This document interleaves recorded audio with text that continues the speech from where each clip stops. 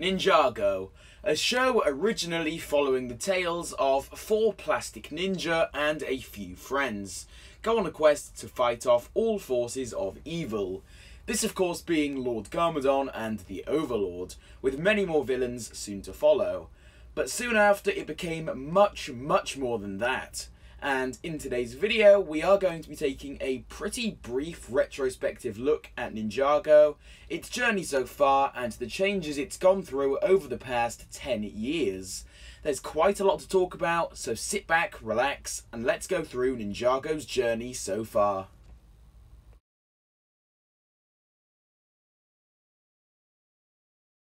So starting off at the very beginning, a trailer released at some point in 2009 advertising the show. Some things were really quite different to how they ended up being in the finalised show too, which all in all is really interesting to go back and look through. Clearly wasn't a finished trailer as quite a bit of stuff was changed in the final product, which we'd of course later see on January the 14th, 2011, exactly 10 years ago today. On that date, the very first pilot episode was released onto Cartoon Network, Way of the Ninja.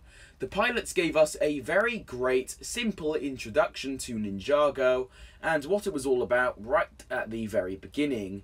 It was just a very simple storyline, good versus evil, and it's always a great thing to look back on as it was just so simple and, you know, kind of sweet to rewatch, to be honest. And it's still crazy to me that Ninjago started out with such a basic, simple storyline. So that was really all we got for Ninjago for the next few months of 2011. We had the very first line of sets and the 2 pilot episodes, but that was all. That was all until December the 2nd, 2011, when the very first episode of Season 1, Rise of the Snakes, would release onto Cartoon Network. To this day, it still remains an incredible season. It set up the Green Ninja story, it gave us more details and an insight into Lord Garmadon. We got an introduction to Lord Garmadon, and well, obviously we got an introduction to the main Season 1 storyline, with the 5 main snake tribes. The sets would then release in January 2012, which were also fantastic. And looking back, this might be one of the best set waves we ever got, all tying into an incredible Ninjago season. Summer 2012, the so-called final battle and season of Ninjago was happening.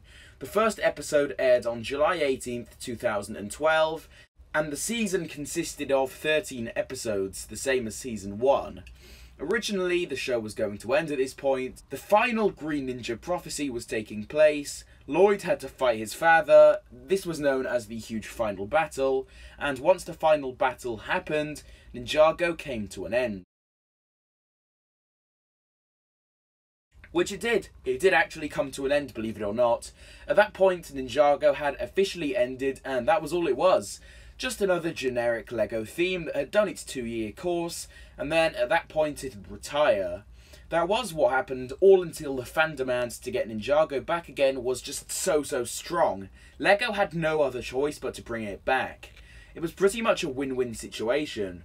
LEGO could bring it back and gain even more money from the theme, while the fans could enjoy lots more of their favourite LEGO show. Season 3 was finally released in 2014. It had just 8 episodes, and all in all, I do think it did a pretty good job of getting people back into Ninjago, while also introducing new fans to the show. One really weird thing they did though in certain parts of the world was, well, since it was only 8 episodes long, for some reason they thought it'd be a good idea to release 2 episodes every few months. That way it'd spread throughout the whole entire year. Now, honestly, this was such a bad idea, and did more bad than good. But overall, for what it was, Season 3 did do a pretty good job of bringing in the new fans, bringing the old ones back, and overall, it introduced a lot more to the Ninjago show, all things considered. 2015 is when Ninjago would go back to its old ways. The futuristic technology theme was gone, and it went back to its roots with the old Chinese culture-based stuff. Tournament of Elements completely smashed it out of the park, and it's another of those seasons that is widely considered as one of the best among fans. 2015 also brought us the concept of 2 seasons in 1 year, which was fantastic. Way more Ninjago content for everyone to enjoy, and this alone made the Ninjago community as a whole a lot more active, and yeah, it was definitely a very, very good change. 2016 brought us a hit or miss season to most people, that being Skybound. If you know me, then you know I adore Season 6, it is my favourite season, and the sets were pretty good too. Then later on we received Day of the Departed, a Halloween special of sorts that wasn't really the best at all, but it was something, you know? And with that brings an end to the year of 2016 for Ninjago. 2017. Arguably the most crucial year for Ninjago. Some major changes and just general things happened this year that shaped Ninjago into what it is today. So at the very beginning of the year we got Hands of Time, a pretty iffy season to be honest, with some really bad animation. The set wave was good, but again, it wasn't that good at all. That all changed though in the summer of 2017, however. The LEGO Ninjago movie was released in mid-September of 2017, and in a way, this completely changed everything for Ninjago. While most of the community doesn't like this movie all that much, it's simply undeniable that it had such a positive effect on the Ninjago show overall, and the community for sure. It brought in so many brand new fans to the show, which is what the show definitely needed at that point in time. So we got a whole bunch of new fans, and with the movie brought brand new designs for the ninja, which we'll move on to next. Season 8, the start of a new chapter for Ninjago, if you will. Ninjago got a brand new animation style, and all of the main ninja got a new design to fit with their movie counterparts. And Lloyd Garmadon got a brand new voice actor to coincide with the fact that, well, he's getting older now, and is clearly growing up. This has got to be the most controversial thing Ninjago has ever faced. Some people even quit Ninjago and the community just because of this one thing. But that soon changed once Season 8 was actually aired. Season 8 and 9, and possibly 10 to some extent, were some of the best pieces of Ninjago media we ever received. They all had a much darker tone to them, and this was another sign that Ninjago really was growing up as a show, along with the audience itself, which was really incredible to see. All changes made ended up being phenomenal, and Ninjago benefited a lot from all of this. It's also worth noting that the Hageman brothers, 2 of the main writers for Ninjago, decided to leave towards the end of 2018, with Season 9 being their final full piece of Ninjago media that they had wrote. 2019, another new chapter if you will for Ninjago. Season 11, Secrets of the Forbidden Spinjitzu, another very controversial season. Some like it while most ended up hating it.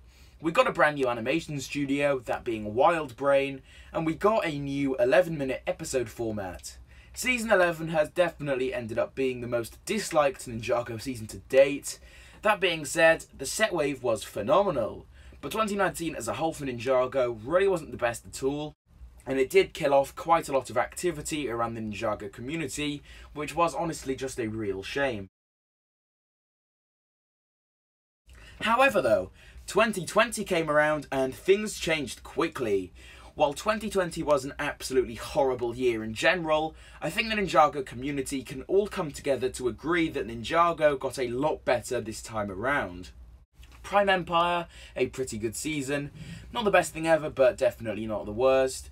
It's evident that the writers got a lot more confident with the 11-minute format this time around, and overall it's a massive step up from Season 11 in terms of pacing and overall story and enjoyment.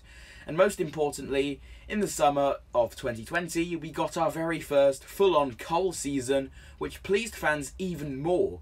That was a fantastic season, one of the best seasons, and it did also come with one of the best set waves of all time for Ninjago. Towards the end of 2020, some more things happened, starting off with Kirby Morrow. He tragically passed away in late November, and this was the first time something like this had ever happened to the Ninjago community. It's so sad, but it is at least happier to know that his name will live on within the community, and himself and his work will never ever be forgotten. Rest in peace to you once again. And lastly, we now have the 10th anniversary wave of Ninjago Legacy sets. Season 14 is just around the corner, and that's just about where we're up to now. There's certainly a lot of new stuff coming, and Ninjago still has a very bright future yet. So this was a trip down memory lane, talking about Ninjago's journey so far. While it wasn't too in-depth, I hope you did all enjoy today's video regardless. Happy 10th anniversary, Ninjago. Thanks for everything.